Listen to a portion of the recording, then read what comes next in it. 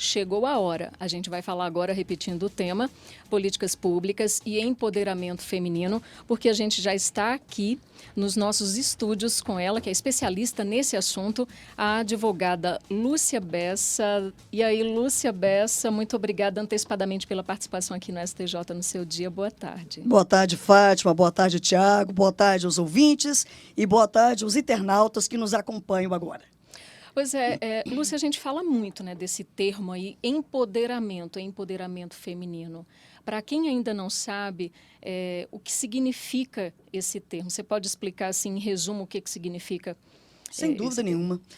Esse é um termo extremamente usual, hoje a gente ouve demais falar em empoderamento feminino. O que nós entendemos que seja empoderamento feminino é dar à mulher condições para que ela se apodere de conhecimentos e informações e, a partir desse apoderar-se de conhecimentos e informações, ela poder gerir a própria vida e ser protagonista da sua vida. É isso que nos interessa. Nos interessa, enquanto mulheres, sermos agentes das nossas próprias existências. Pois é, nas redes sociais, só, né, Tiago, a gente vem observando que muitos homens, inclusive, escrevem e perguntam: para que dar poder à mulher? Para que políticas públicas para a mulher? Existe uma razão essencial para que esse empoderamento seja mais direcionado para a mulher, para que ela tenha mais esse tipo de condição de inserção no mercado, desde a inserção no mercado e ter voz e vez na sociedade? Para quem, né, fez essa crítica, para que políticas públicas para as mulheres? Aí a gente diz para quê, né? Nós, mulheres, culturalmente fomos colocadas no espaço espaço doméstico, no espaço do lar, enquanto os nossos homens eram direcionados para o mercado de trabalho e para fora do espaço doméstico, né? A partir daí, muita luta se fez para que nós pudéssemos alcançar o nosso espaço. Além disso, nós temos uma violência constante, uma violência aviltante, uma violação de direitos de nós mulheres cotidianamente. E aí eu respondo aquelas pessoas que dizem: para quê? Porque nós mulheres merecemos e devemos viver livres de toda opressão, livres de toda violência e que nós assumamos o espaço que nós temos na sociedade, que é o espaço de protagonistas.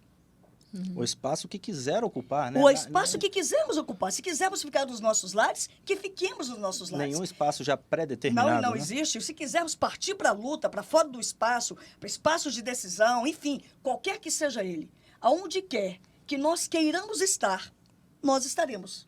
Lúcia Bessa, então qual que é o papel do Estado e dos operadores do sistema de justiça na garantia desses direitos das mulheres? Olha, Tiago, eu digo que o Estado tem um papel extremamente preponderante de efetivar, fazendo cumprir em sua plenitude os direitos fundamentais femininos previstos na Constituição Federal, equilibrando as relações entre homens e mulheres e erradicando a desigualdade entre os gêneros. E o sistema de justiça é garantir o acesso à justiça, sem distinção.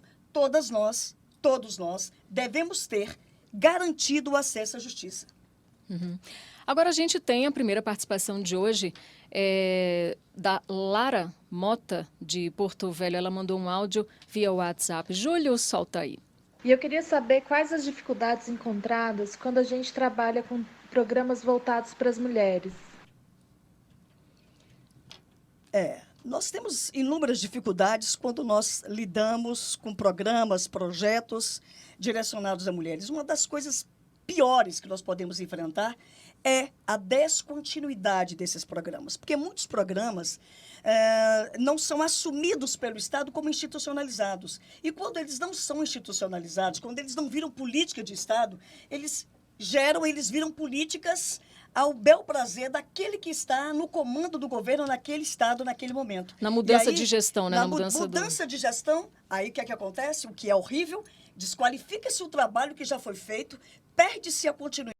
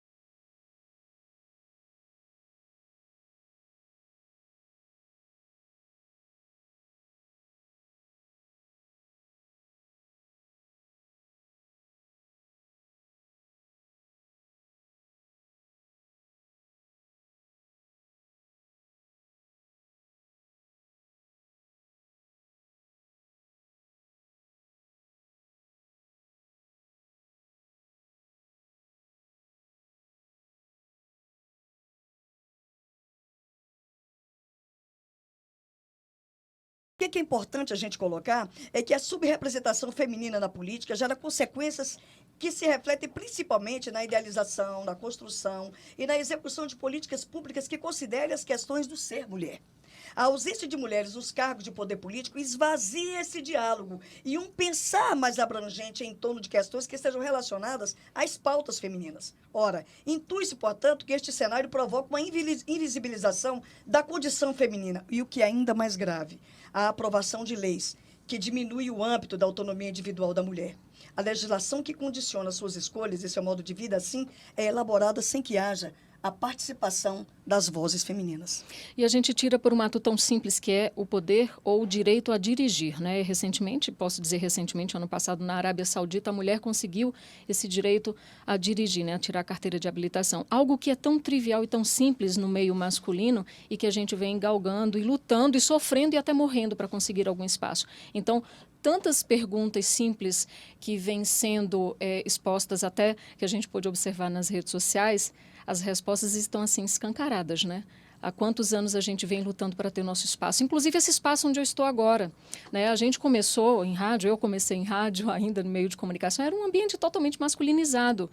Então, eu estar aqui hoje, para mim é uma grande vitória, uma vitória que eu levo com muita garra, com muito orgulho. Conquistar esse espaço, estar aqui num Superior Tribunal de Justiça, onde, digamos, antigamente era um mundo totalmente masculinizado. As ministras, hoje em dia, também estão mais presentes nesses altos cargos públicos, políticos, do judiciário também. Isso vale destacar que a resposta está bem escancarada para quem fez esse tipo de pergunta, né? Você sabe, Fátima, eu escuto esses comentários e olho um pouco para trás e vejo quão dura foi e está sendo a nossa luta para ocuparmos os nossos espaços. Quando a gente olha uma mesa qualquer que seja, uma composição de uma mesa, um dispositivo, e que você ali vê 10 homens e uma única mulher, né? Ou então 10 homens e nenhuma mulher, ou tantos homens e nenhuma mulher, você percebe que quanto mais ainda a gente precisa lutar. E eu quero dizer a todas as pessoas que acham que nós mulheres não precisamos de ações afirmativas, eu quero dizer a cada um de vocês, a cada uma de vocês, que o que nós possuímos hoje de direitos e de garantias foi conseguido a duras penas por mulheres fortes e combativas que nos antecederam. E se nós hoje estamos aqui, eu nesse espaço, você nesse espaço, é porque alguma lá atrás já abriu o caminho para que nós estivéssemos aqui. Com toda porque certeza. nada nos é dado. Tudo é conquistado. Alguém já pagou esse preço Alguém já antigamente, pagou né? esse Bem preço. alto. Agora a próxima pergunta que a gente recebeu também pelas redes sociais da Samira Trecino. Ela mandou uma questão que ela quer saber quais são as dificuldades em se conter o alto número de feminicídios. Amo. No Distrito Federal, nós tivemos, no ano passado, 35 feminicídios. Esse ano, nós já temos 5 feminicídios. E uma das coisas mais graves em relação aos feminicídios ocorridos no ano passado no Distrito Federal é que saiu uma pesquisa da Secretaria de Segurança Pública dizendo que 72% dos 35 feminicídios, as vítimas ou as famílias das vítimas não procuraram os equipamentos públicos e os serviços públicos para conter a violência. Porque o que nós sabemos, Tiago, Fátima, ouvintes, internautas, é que quando a vida da mulher é ceifada de maneira física, porque nós estamos agora falando do feminicídio, é o ápice da violência contra a mulher, a gente sabe que a vida desta mulher já está sendo ceifada cotidianamente, diuturnamente, todos os dias. Não é? Para que se chegue ao ápice, o feminicida, normalmente, ele já vem cometendo outros crimes. A ameaça, a lesão corporal, o cárcere privado, são crimes que normalmente antecedem o feminicídio. E aí, quando eu vejo uma pesquisa que diz que 72% dos 35 feminicídios, as vítimas ou as famílias das vítimas não procuraram os equipamentos públicos, eu começo a refletir. Por que isso? Por quê? Das duas, uma. Ou as mulheres não confiam nos equipamentos públicos existentes. Uma descrença, né? Ou então ela desconhece esses equipamentos públicos. Ou tem outros motivos, né? Tem a questão da falta de confiança, tem a questão da dependência deste homem e o medo deste homem. Mas eu quero destacar esses 2 problemas. O desconhecimento das políticas públicas, o desconhecimento das informações, porque informação é poder, e no caso específico da violência contra a mulher, informação é vida. Ou então essas mulheres não confiam nesses equipamentos públicos. E isso é gravíssimo. Porque isso o que nos diz? Nos diz que os feminicídios, que as mortes violentas das mulheres neste país são mortes anunciadas, previsíveis e que poderiam ser evitadas. Estamos falhando, né? O sistema público Mas não há falhando, dúvida uma disso. falha enorme. Não há dúvida disso. E quando o Estado falha, Fátima e Tiago, ouvintes e internautas, nós mulheres pagamos com as nossas próprias vidas. Esse é o STJ no seu dia. Nós estamos conversando sobre políticas públicas e empoderamento feminino com a advogada Lúcia Bessa. A gente tem pergunta pelo WhatsApp. Vitor Gondim, de Taguatinga, aqui no Distrito Federal. Júlio, solta aí, por favor. E eu gostaria de saber se homens podem ser feministas. Que pergunta linda. Deveria, né? Né? Tiago, você é feminista, né? Eu costumo dizer o seguinte, eu prefiro o termo pró-feminismo, né? Eu prefiro que os homens tenham uma postura pró-feminismo, né? Que eles entendam que essa nossa luta, que é nossa luta, ela é legítima. E aí, quando você entende que essa luta é legítima, você é um aliado das mulheres na luta pelos direitos das mulheres e por assegurar o direito das mulheres. Sua emoção está passando para mim. Acho que quem está acompanhando aí pelas redes sociais está passando para mim. Ela vibra ao falar, né? É verdade, mas tem que ser assim. vibração, é. E quais as mudanças que ocorreram na legislação brasileira nos últimos anos, no que se refere a políticas públicas para as mulheres? Qual o papel dos movimentos sociais, principalmente, nessa conquista de mais espaço das mulheres? Olha, antes de responder a primeira, eu vou falar da segunda, que é o papel dos movimentos sociais, que é o que a gente tem feito isso aí sempre. Os movimentos sociais, eles são responsáveis por todas as nossas conquistas. O movimento feminista, deflagrado em 1970 no Brasil, ele é o responsável por todas as nossas conquistas, né?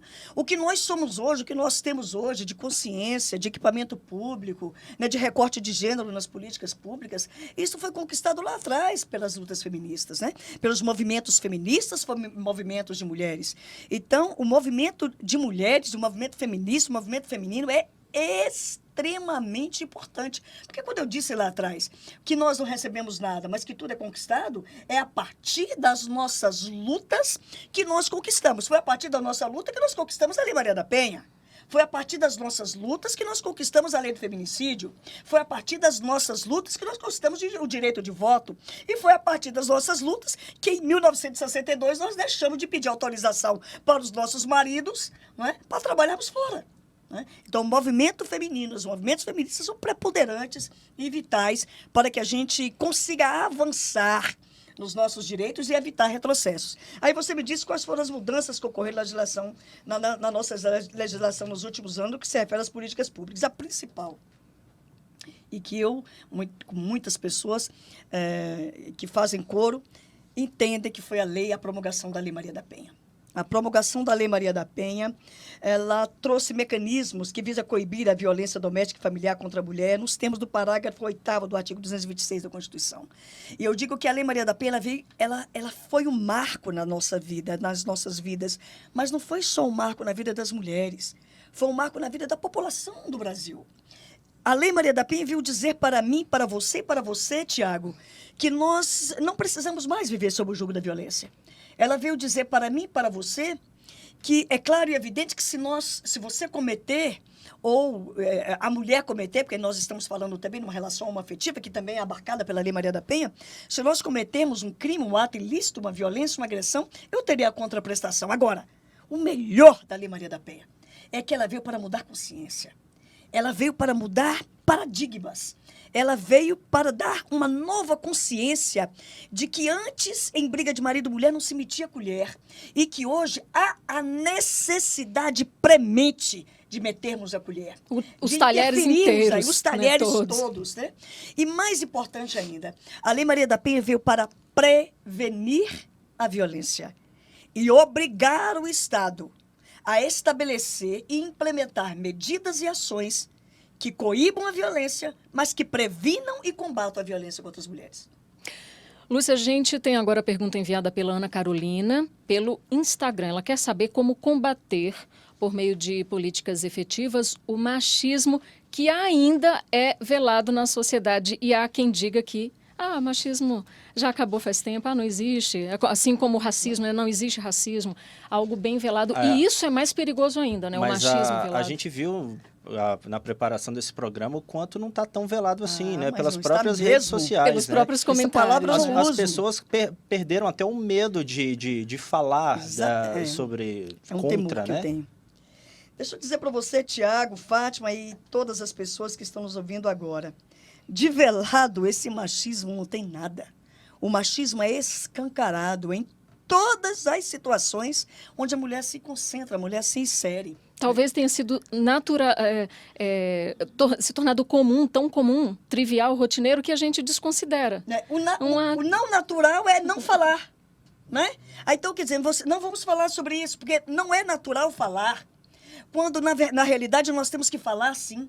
Porque esse machismo, hoje nós estávamos discutindo com as mulheres no interior de Goiás e vim de lá para cá e saí dali estarrecida, vendo tantas mulheres ainda sofrendo na mão dos seus companheiros, as mais diversas espécies de violência, e a raiz dessas violências é o machismo. É o machismo que tem nos matado. É o machismo que tem nos aviltado. É o machismo que tem retirado de nós, mulheres, a nossa essência até de ser mulher e de ser humana. Ora, queridos e queridas que estão nos escutando agora, nós vivemos numa sociedade eminentemente machista. E se vivemos nessa sociedade machista, eu não estou falando de masculinidade. E não estou falando de machismo exclusivamente masculino. Eu estou falando de uma cultura machista, onde eu, Fátima, Tiago, estamos inseridas. E se estamos inseridos nessa cultura e essa sociedade machista, nós sofremos também as consequências disso tudo. E muitas vezes nós estamos, até mesmo, eu tenho que me policiar, nós todas e todos temos que nos policiar, que muitas vezes a gente sai com um comentário machista. Ora, o machismo não é só uma atitude. O machismo, isso me aflige quando eu digo, e é verdade, é uma ideia. É a ideia da submissão feminina aos desejos e aos mandos masculinos. Ou é a situação de subjugação. Nós, mulheres, temos a obrigação de nos submetermos às ordens sob pena de. Se eu não cumpro aquilo que me é ordenado, porque vem assim da sociedade, você tem que ter um comportamento. Se você sair desse comportamento, você é penalizada. Você pode ser xingada, empurrada, esmurrada, esfaqueada, atirada e morta. Então, nós não vamos aqui dourar a pílula, amigos e amigas que estão nos assistindo agora. Não vamos dourar a pílula. O machismo é que tem nos matado. E se isso foi construído, pode ser desconstruído. E eu aproveito esse momento para que a gente faça um chamamento a toda a sociedade brasileira. O que nós queremos, Tiago e Fátima, é viver em paz. E eu tenho certeza que os homens também querem viver em paz. E para que a gente viva em paz, é necessário a gente desconstruir conceitos. É necessário a gente desconstruir valores e princípios que ferem a outra, que ferem o outro. Lúcia Bessa, quando a gente fala de machismo, eu lembro até agora, fazer um comparativo, a pergunta que o nosso ouvinte Vitor Godin de Itaguatinga que mandou pra gente, né? Querendo saber se homens podem ser feministas. Essa sua explicação mostra que na sociedade de hoje muitas mulheres são machistas ainda, né? Que não têm essa consciência de que tem que se desvincular dessa cultura, né? Infelizmente, nós mulheres, e eu me incluo nisso também, claro, porque isso é uma desconstrução. Nada é do dia para a noite, né? Nós vivemos anos e anos nos submetendo a um conceito. Qual é o conceito? Você é menos porque é mulher. Você é menos competente por ser mulher. Ora, você tem que ascender menos profissionalmente porque você é mulher. E se você for mãe, é pior ainda. Né? Você tem que apanhar porque você deixou de fazer a comida que eu queria. Né? Você tem que ser estuprada porque você está usando a saia curta. Você está usando o short, está usando o batom vermelho. Então, nós fomos criadas escutando esses conceitos. E muitas de nós introjetamos esses conceitos. E ao introjetarmos esses conceitos, nós soltamos também conceitos machistas. E é isso aí, amigas e amigos, que estão nos escutando agora, que nós temos que lutar. Um outro comentário bem usual, inclusive por nós mulheres, no trânsito. Lembrei-me mesmo disso daí. Ah, tá dirigindo mal, tinha que ser mulher. Ah, Isso é cultural, Isso né? é cultural, é aí, muito queridas e básico que a queridos, gente vamos escuta. desconstruir isso, né? Aí eu digo sempre, vamos mudar até a forma de falar. Vamos mudar até a forma de cumprimentar. O cumprimento tem que ser inclusivo. Boa noite a todos. A plateia é eminentemente feminina. Boa noite a todos. Eu não me sinto incluída. Boa noite a todos, todas, todes. Vamos incluir todo mundo. Todas as pessoas devem ser incluídas. Então, até mesmo aquele simples ato, como você disse no início, Fátima, o simples ato, o simples gesto, ele tem que ser... Nós temos que arraigar isso para nós mesmos. Porque quando a gente coloca essas situações boas de cultura de paz, a cultura de violência vai embora. Ok. Lúcia, e a gente pode dizer que está havendo, de fato, algum avanço nas políticas públicas femininas? Sim ou não? E em qual sentido? Eu não posso negar, e nós não podemos negar, que há um grande avanço. Né? Se agora, há menos de 60 anos, nós tínhamos que pedir permissão aos nossos homens para trabalharmos fora, né? Porque isso estava estabelecido no Código Civil de 1916, depois nós tivemos aí grandes avanços aí na década de 80, primeiro foi na década de 70, foi a deflagração do movimento feminista, aí todas as lutas feministas, todas as mulheres na rua lutando, pleiteando seus direitos. Depois nós vivemos aí em 1980, a década de 80, onde os conselhos regionais de mulheres foram criados em São Paulo, a Delegacia Especial de Atendimento à Mulher em São Paulo, e a partir dessa experiência, ela foi difundida em todo o país. Depois da década de 80, nós tivemos aí a nossa Constituinte, a nossa Constituição Cidadã, onde o mote era: uma Constituição sem a voz de mulheres não é uma Constituição cidadã. Muito embora a gente saiba que aquele conceito de ser iguais, todos somos iguais perante a lei sem distinção, nós ainda estamos a longos passos para que isso se estabeleça. Mas não há como negar que houve avanços e que ainda há avanços. E depois da Constituição nós tivemos a promulgação da Lei Maria da Penha, a Lei do Feminicídio, né? E nós esperamos que outros ainda se façam presentes no cenário legislativo para que nós possamos viver melhor. Inclusive, estamos avançando com esse espaço aberto para debater justamente um assunto que, embora seja tabu para alguns... Sim, antigamente não se discutia isso. Não né? se discutia. Não era pauta. Que bom que temos esse esses espaço. assuntos eram guetizados, né? A gente discutia nas nossas salas escuras, né? E quando ia para a rua, a gente sabia que a gente ia levar alguma reprimenda. Ok, gente, conversa boa e esclarecedora, passa muito rápido, nosso tempo já estourou. Eu queria agradecer aqui a advogada Lúcia Bessa por tratar desse tema, pela disponibilidade aqui de responder as nossas questões, a dos ouvintes e internautas. Muito obrigado. Eu que Muito agradeço obrigada. a você, Tiago. Muito obrigada e feliz Dia da Mulher para todas nós. Eu que agradeço a você, Fátima. Se ainda vale rapidamente que esse Dia Internacional da Mulher nós façamos, além de comemorar, porque temos sim motivos para comemorar, mas temos mais motivos para refletir, né? Para refletir na nossa situação enquanto mulher e, sobretudo, exigir do poder público que ele assuma o seu papel de resguardar a integridade física e a integridade emocional de todas as mulheres. Que ele cumpra o seu papel de fazer cumprir com plenitude o princípio constitucional de sermos todas e todos iguais perante a lei. É isso aí, muitíssimo obrigada. Eu que agradeço.